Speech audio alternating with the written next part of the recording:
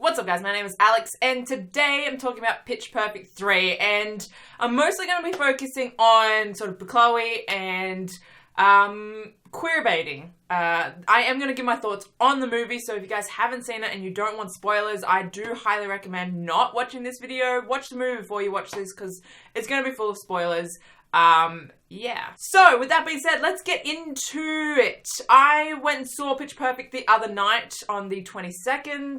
Here in Australia, Pitch Perfect doesn't actually release until, I think it's the 1st of January, so not until next year. But they had an event screening in a few cinemas on the 22nd when it was released in America. Now, I've done a couple videos leading up to the release of Pitch Perfect 3 in regards to Bechloe. I'll have those linked in the description. But in those videos, I talked about the possible queerbaiting leading into Pitch Perfect 3. Now, I say possible because at the time I didn't know what was actually going to end up in the final product. So I was like, maybe it could actually turn out to be queer, right? And so then it's all fine. So obviously, if you guys have seen the movie, you know Becca and Chloe still did not get together in this movie. So here's my thoughts. I have way more of an issue with this movie than I did of the previous movies. I loved Pitch Perfect, the first one. I loved the second one. I adored those movies so much. Even though, like, Becca and Chloe weren't together, I still adored them, and I still was fine shipping a non-canon couple, right? I was like, it's fine. I love these movies. I'm just gonna still ship them, but whatever. Like, it's fine. I feel like my biggest problem with this movie is how they were full on queerbaiting. Like, there was, I showed you, if you guys watched my sort of previous videos, I talked about there was an Instagram advertising going around where Becca and Chloe went in to kiss, but then they stopped and they said swipe up for more.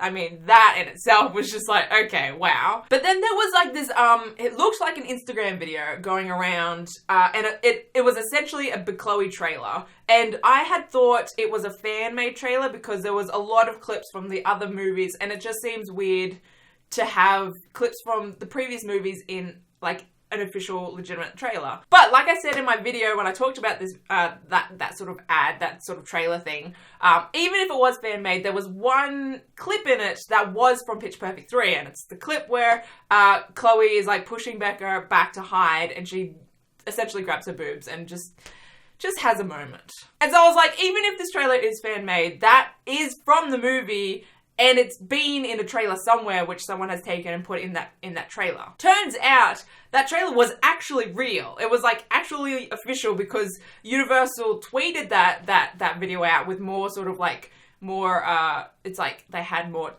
text on it and more sort of branding, I guess, on it.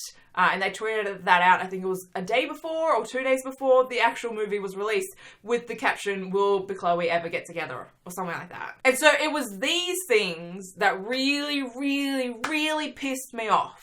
If they had just left it, like, not, like, I love that Anna Kendrick and Brittany Snow talk about Bechloe and they're supportive of that. But when they actually, like, when the studio marketed that to get Bechloe shippers to watch the movie, it's queerbaiting. If they had not done that, if they had just advertised the movie for what it was and just let me go to the movie and enjoy it for what it was and not have to, like, just be so mad at this queerbaiting, the movie would have been fine. Honestly, it's a Pitch Perfect movie. It's exactly what you expect from Pitch Perfect. It was very funny. Fat Amy, again, I feel like steals the show, honestly. The songs, I guess, not my favorites. I think the only ones that really stood out to me were Toxic and the Riff Off. They were great. But everything else, I feel like they sort of blended into the background a bit more just because they had those bands that played the instruments. I don't know, it just did make the Bellas seem a little bit more insignificant. And so the songs didn't really stand out as much as the previous movies. So, like, as a whole, the movie is fine. Like, it's funny, the songs are good, they're not the most standout songs I've ever heard, but they're good. It's what you expect from the Pitch Perfect. It frustrates me and it makes me so mad, the queerbaiting that they chose to do for the marketing of this movie. Because honestly, up until like the last 2 weeks, their marketing, their advertising had been fine. They didn't queerbait at all, but for some reason they decided to go full on queerbait the last couple of weeks. And it just is frustrating. And that scene where Chloe does grab Becca's boobs to push her back doesn't actually make any sense. Like, there was no reason for Chloe to do that. Like, I don't understand why she did that. She wanted to hide, but I'm really not sure from who. Like, the dude that, I don't know, was crushing on Becca, a potential Becca love interest, which thank God they didn't actually put them together. But it was him that they were trying to hide from, but I don't understand why Chloe wanted to hide from him. It just felt like they put that in the movie just so they could advertise it. You know? Just so they could do the whole Bechloe queerbaiting thing. Like, there doesn't seem to be any other reason for that to be in the movie. Whereas all the other Bechloe moments in the first and the second movie, they just seemed like just genuine chemistry, you know? Like it wasn't just put in there so they could market it, you know? Because outside of that moment, they made it very clear and they pushed very hard that Chloe was all heart eyes for men instead of for Becca, right? Like, she's legitimately talking about the whole movie, how she wants a guy, and then she's just all heart eyes over Chicago. Like, apart from that moment, they make it very clear that Chloe is into men and wants a boyfriend, right? It's really frustrating because if what Rebel said is true and they did film the kiss, they could have very easily put it into the movie because, like, to replace the Chicago kiss, that was essentially just, like, in the credits. It was just, like, sort of an extra thing. Like, it didn't actually add anything to the movie. It was just a credits scene. So they could have put the Bechloe thing in there without much issue.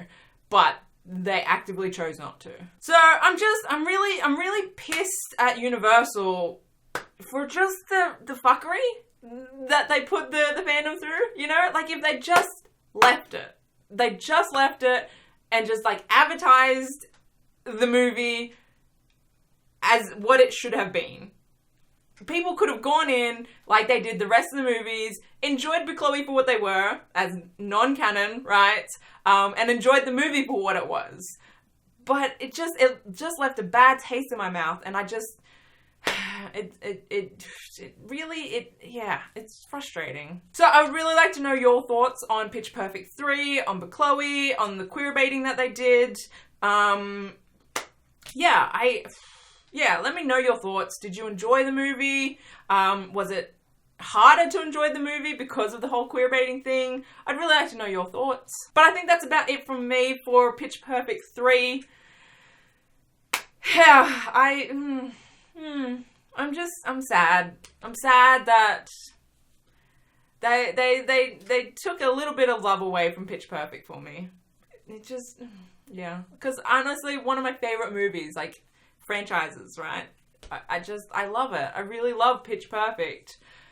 But they made it hard to love number 3. But I will see you guys in another video. If you're not subscribed, hit that subscribe button. I talk about all sorts of things queer in pop culture. But I will see you guys in my next video. Okay, bye.